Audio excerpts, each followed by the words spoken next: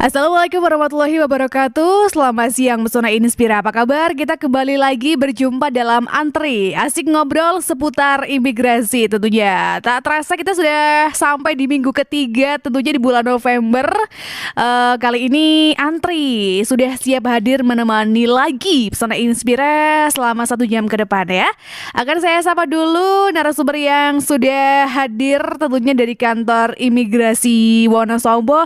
Ada Bapak Gerald selaku Kepala Seksi Teknologi Informasi dan Komunikasi Keimigrasian di kantor imigrasi kelas 2 non TPI Wonosobo. Selamat siang Pak Gerald, apa kabar? Selamat siang Mbak Eka. Sehat Pak? Sedikit flu sih sebenarnya. Waduh. Cuman aman, gak apa-apa, kita lanjut. Oke, memang harus antisipasi lebih di musim hujan kayak gini ya Pak ya? Betul, apalagi sekarang musimnya agak lagi gak menentu kayak gini. Iya, betul sekali. Nah, kali ini kita akan bahas mengenai kemudahan keimigrasian terbaru. Nah, jadi kayak misal ada yang baru terus nih dari imigrasi apa sih? Nah, kali ini kita nanti akan ngobrol seputar ada visa on arrival dan juga ada bebas visa kunjungan wisata terbaru. Tapi sebelum kita masuk ke topik, sebenarnya boleh kita untuk menghangatkan suasana dulu ya Pak Gerald ya. Boleh. Oke, ini kalau Pak Gerald sendiri asli Wonosobo atau mana nih Pak? Oh, ini saya kebetulan orang Sumatera. Asalnya dari Medan. Iya. Besarnya mungkin udah agak pindah-pindah, cuman banyak di Bekasi. Oke. Terus sekarang ya lagi jadi penduduk Wonosobo sementara nih. Sementara ya Pak ya. Oke. Kalau untuk di kantor imigrasi Wonosobo ini sudah berapa lama Bapak? Nah, ini pertanyaannya nih. Hampir selalu ditanya sih. Sepertinya setiap acara gitu ya Pak. Oke. Jadi saya di Wonosobo ini udah masuk tahun ke-4 sih kayaknya. Tahun ke-4, dari 2018 Oktober kalau nggak salah. Ya. 2008 Oktober, sekarang 2022 ya sekitar 4 tahun lah. Oke, seperti itu. Ini sebenarnya kalau misal di kantor imigrasi ini, kalau untuk mungkin orang bilang wah enak ya di kantor imigrasi, apalagi jadi salah satu kepala seksi nih, pasti kemana-mana selalu enak nih gini-gini ya. Ini mungkin bisa diceritakan nih Pak, apa sih sukanya ada di kantor imigrasi gitu Pak Gerald? Iya. Apa ya? Mungkin ya memang kalau ini kan kita kembali ke ini ya, apa kayak cerita-cerita di masyarakat kan. Kalau orang tua tuh senengnya anaknya jadi PNS. Iya betul. Itu keinginan semua orang tua hampir ya Pak ya. Walaupun sebenarnya pekerjaan bukan hanya PNS doang. Iya betul. Tapi ya memang ya kembali mungkin orang tua saya juga modelnya kan senang kalau anaknya masuk. Ini mungkin pas lagi tes keterima segala macam ya orang tua mesti senang, bangga ya kan. Iya. Terus kalau suka dukanya, kayaknya banyak apanya ya? Banyak sukanya atau banyak dukanya nih? Kayaknya banyak sukanya nih Pak, kelihatannya sih. Banyak sih sebenarnya cerita-cerita di imigrasi ini. Tapi apa ya yang menarik yang bisa diceritain ya? Iya, silakan mungkin bisa berbagi pengalaman nih untuk Pesona Inspira di rumah nih Pak. Apa ya kira-kira, saya bingung nih mau bikin cerita yang mana nih. Mungkin ini kali ya. Ini cerita lebih ke ini. Mungkin saya nggak bisa bilang duka, cuman mungkin ini agak sedih sih dengarnya. Agak sedih. Kalau ceritanya suka-suka terus kan nanti nggak tahu yang sedihnya gimana. Jadi yang sedih juga perlu dibagikan ya Pak ya. Oke, silakan. Memang bukan saya pribadi ya. Jadi saya cuman menyaksikan saja. Jadi saya pernah itu tugas masih di Medan. Masih tugas di Medan dulu. Saya pernah lagi melakukan pelayanan haji. Haji, jadi di Medan tuh lagi ada musim haji, pelayanan haji. Jadi ada satu jamaah, dia udah sampai di ini nih, asrama haji. Jadi di asrama haji itu udah tinggal nunggu keberangkatan. Tinggal nunggu keberangkatan ke Saudi kan. Ternyata dapat informasi, saya lupa nih istri atau suaminya. Saya kayaknya sih suaminya kalau salah. Jadi yang berangkat haji waktu itu istrinya. Nah, di satu momen ini udah semua nih, udah di asrama haji, tinggal berangkat lah, tinggal naik bus mau berangkat ke bandara. Tiba-tiba dapat kabar dari keluarganya bahwa istrinya meninggal di rumah. Waduh. Di hari itu. Terus kita mikir kan, wah ini gimana? Kalau misalnya, tapi keluarganya juga lebih bingung keluarganya lagi. Iya. Kalau diinformasikan ke orang tuanya, ya, bisa-bisa nggak jadi berangkat. Betul. Sedangkan kalau sampai nggak jadi berangkat kan, kasian ya Pak ya. Iya, mungkin lebih repot lagi ngurus ini ngurus itunya ya kan. Karena belum tentu bisa dilimpahkan ke tahun depannya kan. Oke. Dan kalau masih ada umur juga ya kan. Karena waktu itu beliau tuh kalau nggak salah udah cukup tua juga kalau nggak salah. Oke. Udah cukup tua. Jadi akhirnya keluarga sepakat untuk tidak memberitahukan. Waduh. Saya jadi merinding nih Pak, ikut merinding nih. Saya pun di situ dengar itu agak ngerasa, ini berat banget ujiannya, saya pikir gitu kan. Berat banget ujiannya. Jadi memang keluarga memilih, udah Pak, kita nggak usah kita beritahu, karena takut kalau diberitahu nanti beliaunya sedih atau segala macam. Jadi memutuskan tidak berangkat. Ya kembali kan ini kita menghormati keputusan keluarga kan, menghormati keputusan keluarga. Jadi yaudah kita manut aja, kita ikut. Saya lihat itu sampai bapaknya sampai naik ke bus itu saya masih lihat dia karena dia nggak tahu apa-apa ya biasa aja kan. Iya. Biasa aja, cuma saya mikir ini kalau sampai di Saudi pulang-pulang kan saya udah hampir 40 hari ya. Iya betul. Haji itu 40 hari. Tahu-tahu datang udah untuk 40 harian istrinya itu gimana rasanya. Waduh. Itu saya sampai lihat sepanjang perjalanan tuh dari ruang rumah asrama haji itu sampai ke mobil dilihat. Sedih saya rasa. Sedih ini gimana. Mungkin kan pas mau telepon, mungkin kalau pas lagi di Saudi dia telepon-teleponan mana mama segala macam. Itu keluarganya alasannya apa? Iya gitu. Itu nggak mungkin kalau selama 40 hari nggak telepon sama istrinya. Betul. Aduh itu salah satu momen-momen yang jadi pengalaman ya Pak ya.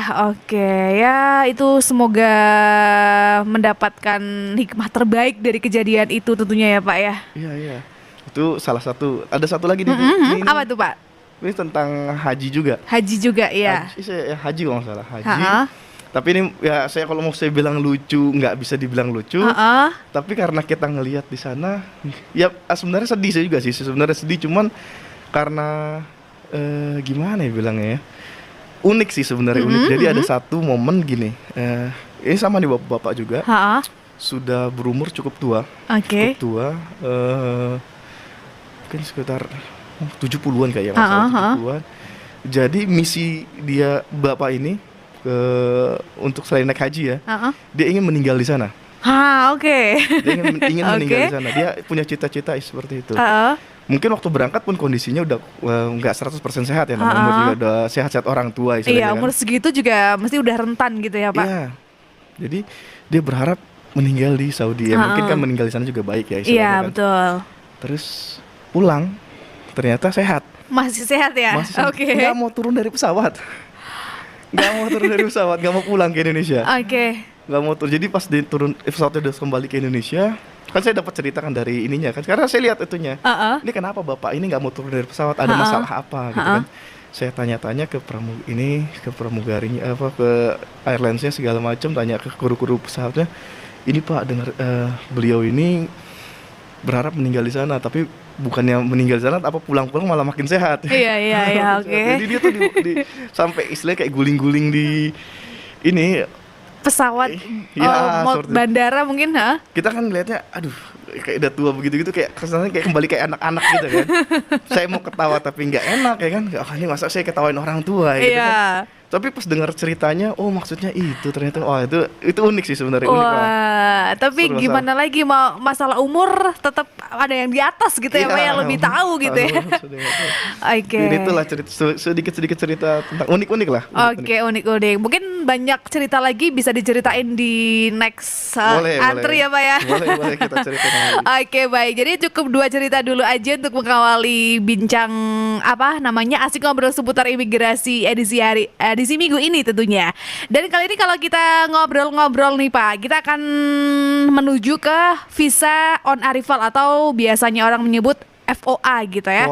Iya, ini biasanya kalau untuk selain FOA sendiri ada juga bebas wisata kunjungan wisata terbaru nih Pak. Nah, ini mungkin bisa dijelaskan nih Pak untuk masyarakat di luar sana, Pesona Inspira mungkin belum paham apa itu FOA, visa on arrival, dan bebas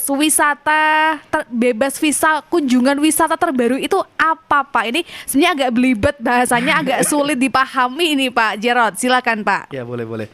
Jadi sebenarnya visa on arrival itu kan kalau di Indonesia kan visa saat kedatangan ya. Iya. Saat kedatangan. Kalau bebas visa itu ya jelas bebas visa, berarti kan bebas dari tanpa visa ya gitu ya. Jadi ini sebenarnya kalau ditanya ini untuk siapa sih? Ya untuk orang asing. Jadi bukan untuk orang Indonesia. Karena kenapa? Ya karena orang Indonesia kan kalau datang ke Indonesia mau tinggal datang aja kan. nggak perlu visa. Dia kan kalau orang Indonesia datang dari luar negeri kembali ke negaranya kan nggak memerlukan nggak visa. Perlu, ya. Yang penting dia pakai paspor segala macam sudah.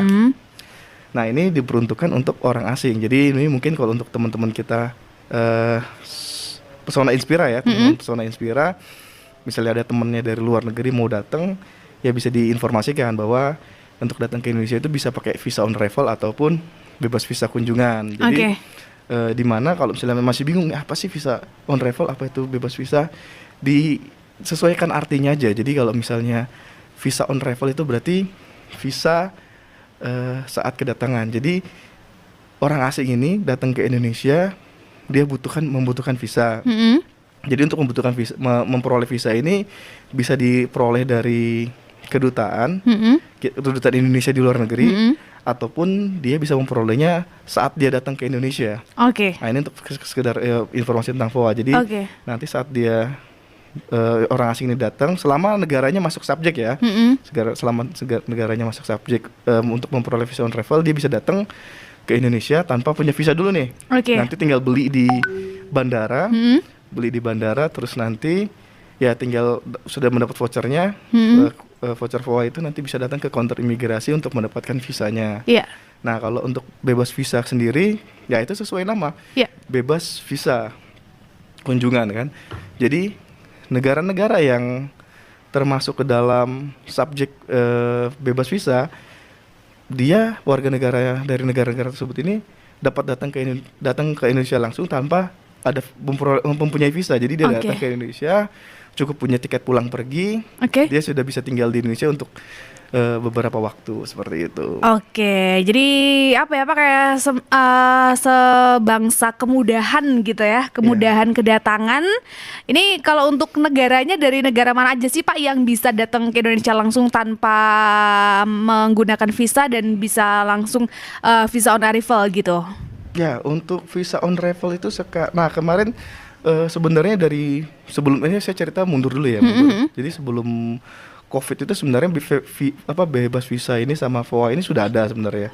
Cuman selama pandemi kemarin kan karena banyak dibatasi perlintasan orang dari luar ke negeri atau dari Indonesia keluar, sebaliknya. Jadi banyak warga negara asing nggak bisa masuk. Tapi setelah kesini-sini, setelah saat COVID sudah mulai melandai, border negara juga udah mulai dibuka. Itu jadi ada beberapa negara yang sudah diberikan izin. Itu mungkin kategorinya juga mungkin di negara mereka juga sudah mulai turun mungkin ya jumlah COVID-nya. Jadi mungkin dari beberapa instansi lah, mungkin dari kesehatan apa segala macam sudah melabeli berarti negara ini bisa datang ke Indonesia. Itu untuk visa on arrival sendiri itu sekarang sekitar 86 negara. Ini kalau disebutkan banyak banget ya Pak ya. Banyak. Kalau misal dari negara yang terkenal nih Pak, dari mana aja misal? Negara yang terkenal itu pasti kayak jelas Amerika, itu bisa Australia, ya Eropa tuh kayak Belgia, bisa, terus Italia. Kalau dari yang Asia itu mungkin ya sekitar kayak Jepang, Korea itu juga bisa.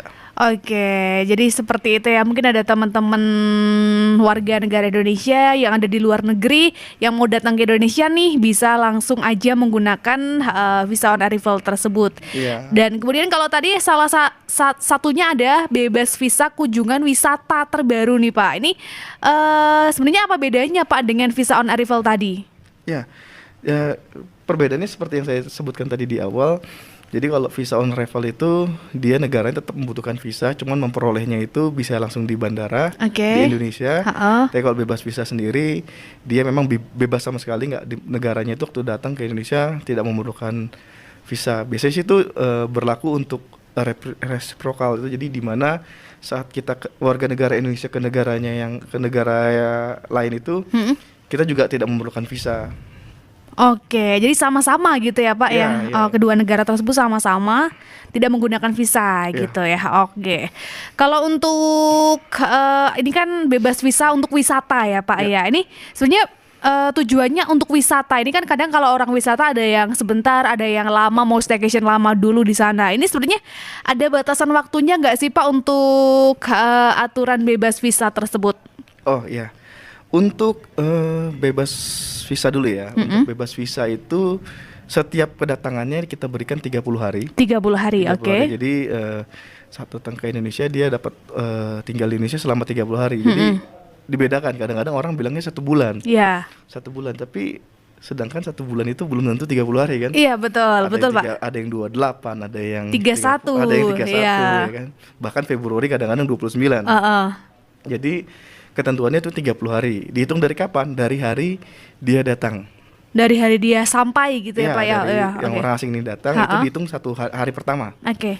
Jadi 30 hari dari hari pertama orang asing ini datang, bukan dari besoknya. Karena ada banyak yang salah ngitung juga. Jadi datangnya itu dari hari ini, dihitungnya dari besok gitu ya. Salah gitu ya Pak? Salah. Jadi yang benar itu dari yang orang asing itu datang, itu udah dihitung 1 hari pertama. Berarti besoknya itu hari kedua. Jadi seperti itu. Itu untuk bebas visa. Tapi pertanyaannya, kadang itu bisa diperpanjang nggak gitu kan? Iya, betul. Bisa diperpanjang nggak? Nah, untuk bebas visa sendiri, karena ini bebas visa, dia tidak bisa diperpanjang. Jadi dia hanya datang hanya untuk sekali masuk aja 30 hari. Dan ini sama, kita pun keluarga keluar negeri ke negara yang bebas visa itu rata-rata sama, diberikan 30 hari juga. Seperti itu. Kalau untuk visa on arrival sama Pak? Nah, kalau visa on arrival itu dia diberikan pertama kali itu 30 hari juga sama, 30 hari, cuman nah bedanya kalau dengan visa on arrival ini dia dapat diperpanjang 1 kali. Gitu. Jadi bisa di-extend 1 kali. Sama 30 hari lagi tambahannya nih. Betul. Jadi Mbak Eka udah bisa jadi orang imigrasi. Jadi dia bisa dapat tambahan 30 hari lagi. Jadi total tuh sekitar 60 hari orang asing bisa tinggal di Indonesia. Gitu. Untuk teknis perpanjangannya, dia dapat datang ke kantor imigrasi terdekat di mana dia waktu di berwisata itu. Jadi contoh orang asing ini datang ke Wonosobo, lagi main-main di Dieng, terus ngelihat izin tinggalnya sudah mau habis, tinggal 1 minggu lagi atau tinggal 5 hari lagi, dia boleh datang ke kantor imigrasi untuk melakukan perpanjangan izin tinggalnya, untuk perpanjangan visa on arrival-nya, seperti itu. Jadi bedanya kalau visa on arrival ini bisa diperpanjang, bisa maksimal 60 hari ya Pak ya. Kalau untuk yang bebas visa wisata ini hanya 30 hari dan tidak bisa diperpanjang gitu. Iya, benar-benar. Ya, ini saya pengen tanya nih Pak, kalau sebenarnya kalau ada WNA yang ada di misal kayak di Indonesia, di Wonosobo, ini kalau kita mau tahu mereka masih ada izin tinggalnya, masih berlaku masa 30 hari tersebut, itu dibuktikan dengan apa sih Pak? Ya ini bagus nih pertanyaannya. Jadi kalau untuk orang asing kita mau tahu izin tinggalnya, kembali kita mesti lihat paspornya kan. Kita lihat paspornya, di situ nanti ada tanggalnya. Ya, di situ ada visanya kan, ada izin tinggalnya. Kita bisa lihat. Di situ kan biasanya ada capnya atau stikernya. Kita tinggal lihat berapa hari. Biasanya kalau diberikan 30 hari, ya tinggal tambahkan dari tanggal kedatangannya orang asing itu. Jadi contoh bisa dia datang tanggal 1, berarti tanggal 30 dia terakhir. Seperti itu. Berarti kita harus kayak lihat semacam identitas dari paspornya gitu ya Pak? Karena betul tadi seperti paspor, karena Mbak Eka kan bilang identitas seperti paspor. Betul, karena kalau kita keluar negeri identitas kita itu identitas paspor. Kita itu kalau KTP di sini ya Pak, di Indonesia. Seperti itu. Nah, kemudian kalau misal sudah lebih dari masa yang ditentukan nih, berarti itu jadinya ilegal atau gimana Pak? Ya, jadi ini bagus juga nih pertanyaannya. Bisa disebutkan Pak? Iya. Boleh nggak nih? Boleh nggak ada masalah. Jadi untuk orang asing itu overstay per hari itu lumayan mahal, jadi sekitar 1 juta rupiah per hari. Per hari. Jadi kalau misalnya dia overstay-nya 10 hari, 10 juta. Dan itu ada maksimalnya. Maksimalnya itu cuma boleh overstay sekitar 90 atau 60 hari. Lebih dari itu dia nggak bisa bayar, harus melakukan proses tindakan keimigrasi, jadi harus deportasi segala. Jadi seperti itu ya. Jadi memang tidak main-main gitu ya Pak ya. Yeah. Nah sebaliknya nih, misal Pak, kalau dari WNI kita yang ada ke luar negeri nih, misal Pak, izinnya ke sana wisata, tapi di sana malah jadi pekerja buruh di sana tanpa ada izin tinggal, itu sama juga aturannya atau memang menyesuaikan negara itu Pak? Betul, nah ini sebenarnya pertanyaannya bagus. Jadi sebenarnya perlakuannya pasti sama dengan negara lain, karena negara lain pun dia punya aturan imigrasi sendiri ya. Contoh kayak Singapura atau Malaysia. Orang ini kenapa saya Singapura atau Malaysia, karena Indonesia umumnya banyak ke sana. Indonesia banyak ke sana. Khususnya kalau misalnya bekerja banyak ke Malaysia di sana. Tapi kalau misalnya ilegal, sebenarnya itu kalau ditanya yang rugi siapa, yang rugi dirinya sendiri sebenarnya. Kenapa? Karena saat dia melakukan pelanggaran keimigrasian di luar, pasti kan dia akan kena hukuman di sana ya kan. Jadi kayak contoh dari tadi tidak berangkat ke luar negeri, bilang yang mau wisata atau kerja, nanti kalau saat di sana nanti ada terjadi razia kerja ilegal, mungkin kan bisa kena. Pak bagus kalau dipulangi, kalau dihukum di sana kan kasihan. Oh gitu ya, jadi bisa dihukum di sana juga ya Pak ya? Iya kan, mengikuti aturan keimigrasian di luar. Aturan, jadi mungkin aturannya tidak hanya denda, tapi siapa tahu ada hukuman apa gitu yang justru berbahaya gitu, makanya jangan sampai kayak gitu gitu ya Pak. Iya. Nah ini kalau kayak pengalaman-pengalaman kayak gitu pernah ada nggak sih Pak? Banyak. Kalau di Wonosobo juga ada? Di Wonosobo mungkin kalau untuk secara teknis melacaknya agak susah. Kenapa? Karena biasanya kan kita menemukannya itu banyak di bandara sih. Bandara, oke. Sedangkan Wonosobo sendiri kan kita nggak punya jauh, nggak punya airport. Iya. Terdekat tuh mungkin Jogja. Jadi mungkin kalau misalnya kita tugas di Jogja di bandara sana, mungkin kita bisa lihat kan ini orang dari daerah mana gitu kan. Kita misalnya dari Wonosobo mungkin pasti ada lah 1-2 itu pasti ada. Iya, okay. Kayaknya nggak pernah ada, cuman kita untuk carinya agak susah nih. Karena kan dia setelah bermasalah itu belum tentu dia ke imigrasi lagi, kecuali setelah dia bermasalah di luar negeri dia datang ke imigrasi lagi untuk pengurusan paspor, ini kita ketahuan nih kan, kita bisa cek ini kenapa nih dulu bikin paspor buat jalan-jalan tapi ternyata jadi kerja ilegal, kita bisa dalamin kan. Terus maksudnya dia akan memberikan penjelasan apa segala macam. Ada banyak sebenarnya di Indonesia ini, sering sih ada beberapa terjadi, tapi memang ini jatuhnya mereka ini korban sih sebenarnya. Karena biasanya mereka ditipu dengan iming-iming dari apa ya namanya, kayak oknum-oknum tertentu gitu. Kita kerja di luar negeri aja, pokoknya yang penting berangkat dulu gini-gini. Itu kan dijanji-janjikan seperti itu kasihan sih sebenarnya. Oh gitu. Bagus kalau misalnya dibayar gajinya di sana, kalau enggak itu kan masalah. Oke, jadi yang lebih banyak jadi korban tuh WNI-nya kita ya Pak ya. Iya, Oke, kalau untuk WNA sih Pak, ada yang pernah sampai overtinggal di sini gitu atau? Oh, overstay banyak. Banyak juga. Pasti ada. Orang asing pasti ada. Ya kalau untuk terlepas dari alasannya mungkin ya ada yang lupa, atau memang mungkin sengaja juga kan bisa bilang ya. Karena kadang-kadang ada yang lama juga kan. Iya. Atau memang mungkin kadang-kadang datang ke sini terlalu spend money, uang di sini, banyakin habis uang di sini, atau kehabisan uang nggak bisa beli tiket. Jadi banyak. Jadi banyak sekali pengalaman kepada WNA, WNI yang ya banyak sekali pengalaman yang tentunya bisa dibagikan kita ya Pak ya. Oke, kita break dari iklan terlebih dahulu. Untuk pesona Inspira yang mau mengirimkan pertanyaan bisa di SMS WhatsApp kami 0823 2383 999. Jangan kemana-mana, asik ngobrol seputar imigrasi masih akan segera kembali saat lagi. Baik, pesona Inspira masih ditemani di Asik Ngobrol seputar imigrasi. Tentunya sampai jam 2 nanti Eka masih menemani, dan juga Pak Jarod selaku Kepala Seksi Teknologi Informasi dan Komunikasi Keimigrasian di Kantor Imigrasi Kelas 2 Non TPI Wonosobo masih siap hadir. Kita masih berbincang-bincang nih soal tema hari ini. Ada tentunya kemudahan keimigrasian terbaru untuk WNA ya. Tadi ada FOA dan juga ada bebas visa kunjungan wisata, betul ya Pak Jarod ya? Betul. Oke, nah kalau ngomong-ngomong soal FOA nih Pak, ini pernah baca-baca, pernah dengar ada yang namanya elektronik FOA atau IFOA gitu Pak. Ini sebenarnya memang ada nggak sih Pak untuk layanan elektroniknya, atau memang bagaimana penjelasannya Pak Jarod? Silakan. Iya, makasih Mbak Eka pertanyaannya. Ini berarti Mbak Eka ini update terus nih informasi nih, luar biasa. Oke. Betul, jadi IFOA ini baru aja launching nih, beritanya hebat juga nih Mbak. Oh, baru aja ya. Oke.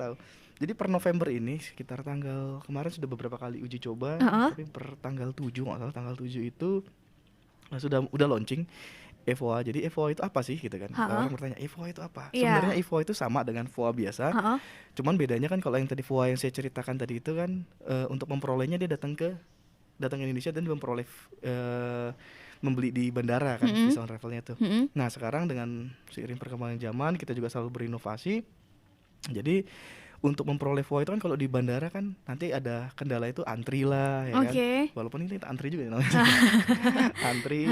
Terus mungkin permasalahan dengan kurensinya kan. Mungkin dari negara mana harus beli di bank itu kan mungkin bermasalah dengan mata uang ya kan? Nah, dengan adanya IFOA ini orang asing yang akan datang ke Indonesia yang mau menggunakan visa on travel, dia bisa mengakses lebih dulu. Jadi kayak beli online. Beli online. Jadi beli online di luar negeri, di negaranya lah. Mungkin dia masih di contoh kayak ada orang Amerika mau ke Indonesia, dia bisa mengakses website untuk memperoleh IFOA-nya itu. Dia bisa mengapply lah segala macam, mengapply masih data segala macam. Nanti kalau sudah disetujui, dia akan dikirimkan email untuk FOA-nya itu. Jadi sudah bayar segala macam, dia dikirimkan email. Nah, nanti di Indonesia dia tinggal membawa itunya aja, membawa email buktinya gitu ya. Jadi dia nggak perlu antri lagi di bandara, jadi jauh lebih cepat. Dari di situ dia datang, nggak perlu ke counter FOA visa on travel lagi untuk membeli FOA, tapi bisa langsung ke counter imigrasi untuk clearance. Jadi langsung bisa diakses dari rumah si WNA tersebut ya Pak ya. Sebelum datang ke Indonesia seperti itu. Tapi sebelum ke VOA tadi Pak, kalau untuk VOA sendiri ini bisa dibelinya di mana sih Pak? Di bandara atau di tempat-tempat kedatangan seperti itu, mana aja nih? Ya, jadi kalau misalnya visa on travel itu memang tersedia di bandara sih sebenarnya, di bandara atau di pelabuhan juga ada, di pelabuhan-pelabuhan internasional ya. Misalnya ada beberapa bandara dan beberapa pelabuhan, dan bahkan ada yang lintas batas juga. Jadi setiap orang asing itu pas saat dia datang ke Indonesia, dia nanti ada counter FOA. Biasanya sih counter FOA ini di bank ya, bank BRI atau biasanya BRI. Datang, nanti dia ngantri di situ untuk membeli voucher FOA. Nanti yang voucher itu akan ditukarkan visa dapat stiker visa di counter imigrasi seperti itu. Kalau untuk biayanya berapa rupiah nih Pak? Visa on travel itu $35. $35. Sekarang sih bahasanya sih 500.000 sih. 500.000, tapi lebih keren $35 ya. Jadi 500.000 sudah langsung bisa mendapatkan bebas visa gitu ya Pak ya. Kalau jadi beda ya. Kalau untuk bebas visa itu nggak ada biaya ya. Jadi seperti itu, dan mudahnya lagi sudah ada IFOA. Jadi bisa lebih enak lagi, lebih gampang lagi seperti itu. Nah, kalau ngomong-ngomong soal elektronik nih Pak, ini ada pertanyaan juga dari Tata. Selamat siang. Ini kalau saya pengen buat elektronik paspor, kalau tadi IFOA, kalau ini e-paspor Pak. Ini kelebihannya apa sih dibandingkan dengan paspor yang biasa? Silahkan Pak Gerald. Ya, Mbak Tata tadi ya? Iya, betul. Halo Mbak Tata. Jadi ini banyak pertanyaan memang terkait e-paspor sama apa sih bedanya e-paspor sama paspor biasa gitu kan. Manfaatnya apa? Secara fungsi sama. Secara fungsi sama, yaitu cuma untuk melakukan perjalanan ke luar negeri. Fungsi sama, tidak ada perbedaan. Tapi kalau dari segi fasilitas yang di paspor itu sendiri itu berbeda. Kalau paspor biasa itu kan dia belum ada chipnya. Tapi kalau di e-paspor itu sudah ada chipnya. Dia jadi ada chipnya, memungkinkan rekaman itu disimpan di dalam paspor itu. Jadi di paspor itu ada chip.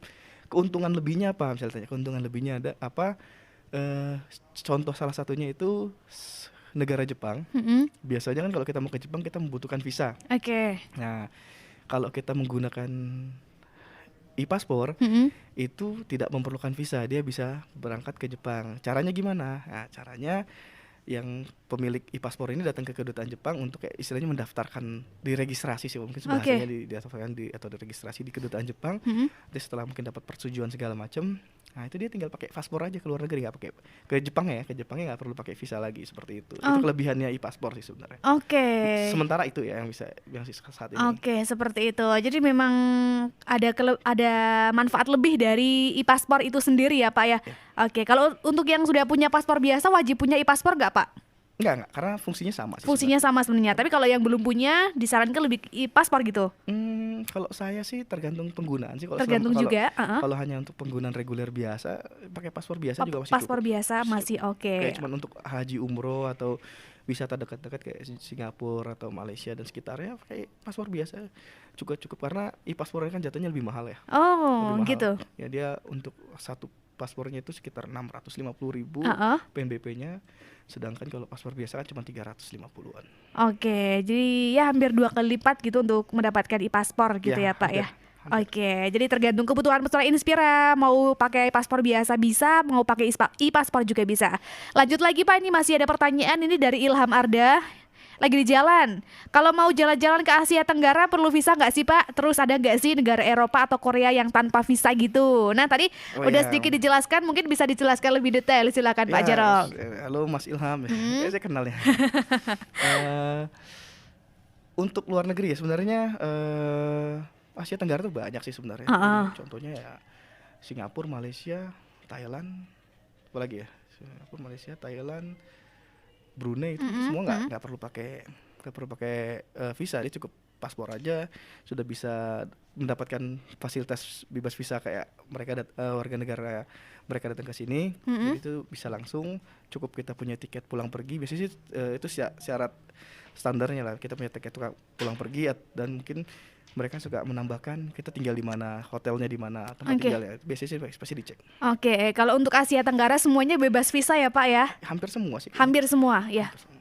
Oke. Terus kalau negara-negara di luar itu ada beberapa negara memang bebas visa. Kalau nggak salah Turki juga bebas visa deh. Turki juga bebas visa. Sepertinya iya, saya juga pernah baca nih Pak untuk Turki iya. Turki bebas visa. Iya, kalau untuk Turki bukan Asia Tenggara. Bukan. Di semi Eropa kayaknya. Iya, kalau untuk Korea, kalau untuk Korea itu bebas visa nggak Pak? Kayaknya belum ya. Saya lupa nih. Korea, Indonesia ke sana saya lupa. Korea kayaknya masih pakai visa sih kayaknya. Masih pakai.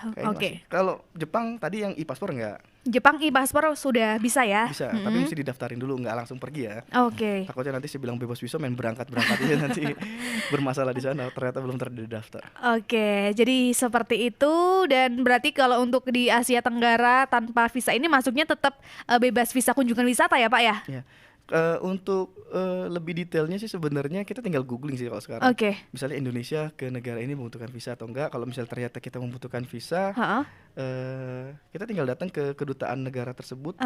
Misal contoh kita mau ke, anggaplah tadi seperti Korea lah ya. Iya. Korea, kita mau ke Korea, kita tinggal datang ke kedutaan Korea yang ada di Indonesia untuk mengajukan visanya. Setelah kita memperoleh visanya, tinggal berangkat maksudnya. Oke, baik. Jadi sebenarnya tidak ada kesulitan untuk pergi ke luar negeri zaman sekarang ya Pak ya? Zaman sekarang udah pintu gerbang tuh kayaknya terbuka lebar gitu ya. Bukan istilahnya kalau bukan barang apa ya istilahnya mewah lagi di luar negeri, siapa aja bisa. Semuanya bisa akses keluar masuk gitu ya. Oke. Mungkin Mbak Eka mau keluar negeri? Boleh Pak. Biar pengalaman jalan-jalan. Oke, nanti nunggu bikin paspor dulu ya Pak. Boleh ditunggu di kantor. Oke, siap. Lanjut lagi, ini ada pertanyaan selanjutnya Pak dari Fani. Ini mau tanya Pak, saudara saya di Kalimantan ini kayaknya ini asli Wonosobo tapi merantau di Kalimantan. Kalau mau bikin paspor tidak harus pulang ke Wonosobo, apakah bisa nih Pak? Kalau bisa, ini perlu surat apa aja yang harus diurus dari Kalimantan sana? Nih, silakan Pak Jarol. Ya, boleh. Ini Kalimantan luas nih. Kalimantannya mana dulu pertama ya kan? Tapi anggaplah mungkin contoh di Samarinda atau Balikpapan lah ya. Atau di Sampit lah, ini masih masuk Kalimantan ya. Atau Pontianak juga masih Kalimantan. Sebenarnya untuk bikin paspor itu dia tidak terbatas teritori sih sebenarnya. Jadi setiap orang itu bisa membuat paspor di mana aja. Baik misalnya dia KTP-nya Jakarta, terus tiba-tiba sedang berada di Wonosobo, nggak ada masalah. Dia bisa buat di sini, nggak ada terzonasi dengan wilayah. Yang penting selama dia memiliki persyaratan yang lengkap bisa. Contoh misalnya dia belum pernah punya paspor ya. Iya. Jadi ini kita geser ke paspor nggak apa-apa ya pembahasannya. Nggak apa-apa ya Pak ya. Jadi selama dia punya iktp, kartu keluarga, akte lahir, itu cukup untuk itu kan syarat paspor itu 3 itu.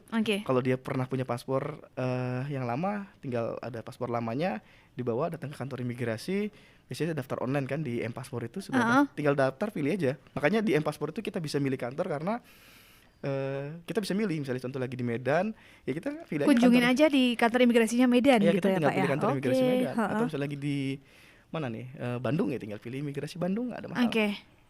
Oke, jadi seperti itu memang sangat mudah ternyata mau bikin paspor, mau ke luar negeri juga memang kayak diberikan kemudahan untuk zaman sekarang ya Pak ya. Iya betul. Oke, kemudian kalau untuk tadi ada layanan e-VOA tadi, ini kalau untuk ini merupakan layanan terbaru dari imigrasi ya Pak. Ini betul. Bisa diaksesnya di mana nih Pak? Untuk bandaranya ya? Untuk bandaranya atau websitenya mungkin? Oh websitenya, sebentar. Websitenya itu di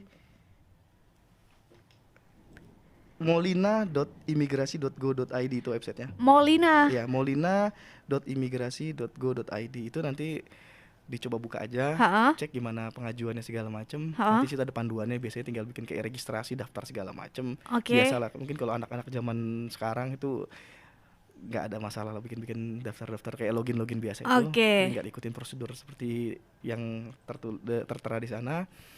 Tapi kayaknya kalau saya bilang anak sekarang bisa salah juga ya, karena itu kan untuk orang luar ya. Gitu, karena mau gimana pun zaman sekarang serba elektronik gitu ya Pak. Jadi kita harus melek teknologi, harus ngisi apapun online sekarang, semua orang harus bisa gitu, tanpa terkecuali gitu ya. Kemudian kalau untuk tadi kayak yang mau ngakses e-VOA, e-paspor dan lain sebagainya, bisa menghubungi kantor imigrasi ya Pak ya. Kalau untuk kontaknya di mana nih Pak untuk kantor imigrasi Wonosobo? Imigrasi Wonosobo ya, sebentar saya nomor kantor saya. Kanim Wonosobo.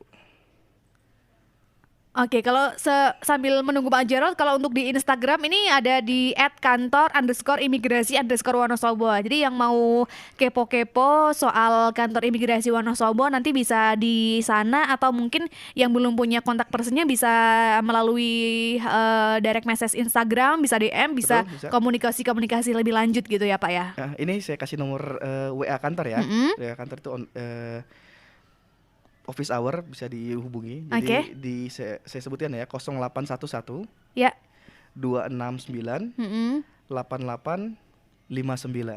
Saya ulangi sekali lagi, 0811 269 8859, itu nomor WA-nya ya. Nanti bisa di WA ke situ langsung, nanti akan dijawab sama admin kita di kantor. Apa aja tanya, silakan. Baik Bapak. Nah, ini sebelum kita pamit di edisi Ngobrol Asik seputar imigrasi edisi hari ini nih, kalau di kantor imigrasi ini sebenarnya kalau untuk pelayanan kantor ini buka dari jam berapa sampai jam berapa Pak? Ini bagus pertanyaannya nih, sebenarnya bagus. Jadi kantor imigrasi itu buka dari jam 8 sampai jam 4 sore. Sampai jam 4 sore, Senin sampai Jumat. Jadi Sabtu Minggu itu kantor tutup ya. Jadi jangan, karena ada beberapa kantor pemerintahan yang Sabtu tetap buka, cuman memang imigrasi itu hanya sampai Senin sampai Jumat.